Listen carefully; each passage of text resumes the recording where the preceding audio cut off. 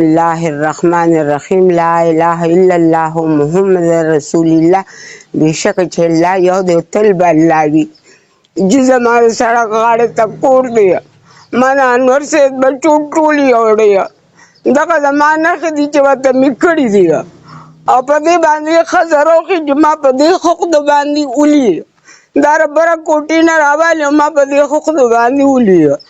زه د الله نه او بیا د مرزو د سیچو نه او 400 ډي پي او نه زه انصاف غواړم. سره د جي انصاف وشي. د انور صاحب زامنو زما ټول ځای قبضه کړ او چې څه ویمه نو په لارو کې مې لوغړي دا خلک دا دي ګواه دي. زما د روډ غاړې ته کور دی، دې ته هر سړی سوځي. خو په دې باندې زما پلار 2 مرلیزې خرڅ کړو په منځ کې زه یو هغه دوی ټول قبضه کړ. دیوالونه یې دغه ما ته مخامخ راوستل ویې لګول. هغه 3 کوټې خو جوړې کړې دي، یو بختور سید لا، یو بختور ګل لا، چې ورته مې وویل چې هلکه دا 2مه کوټه ده ولې زما د انګړ نښې جوړه نه وي. اواز یې زه به مسره څه کوم، زه خو خپل مرګ خطره زما د دوی نه کېږي. دوی د درمپایاګانې زما د تختې دغه مخامخ درمپایا ولاړه، دوی ماله 3 درمپایاګانې ماتې کړلې. آخر وجه څه ده، زه به څه کوم؟ ما سره زما رور نشته، زما پلار نشته او ما سره د انور صاحب زامن نښتي. زه د الله نه او د خپل افسرانو نه معافي غواړم. د دې ګوډ نه مې خوازې دی هغه نه راکوي.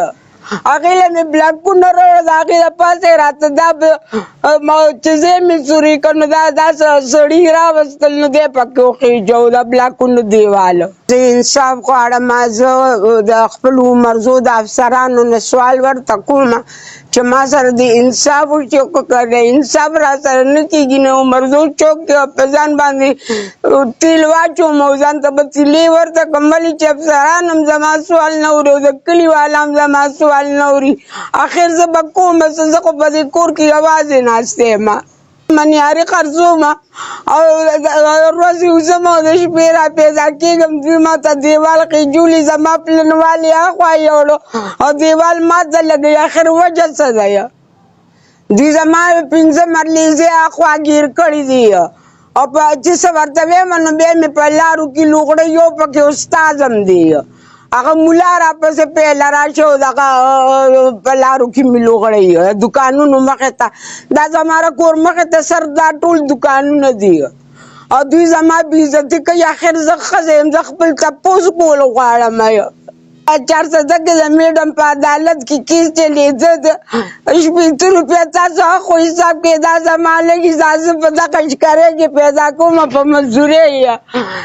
ما زه نه له چا نه سوال کوم، نه زما روش ده چې مالې راکړي، نه زما زوی شته چې مالې راکړي. زما بغیر د الله د اسرې نه هېڅ اسره نشته دی.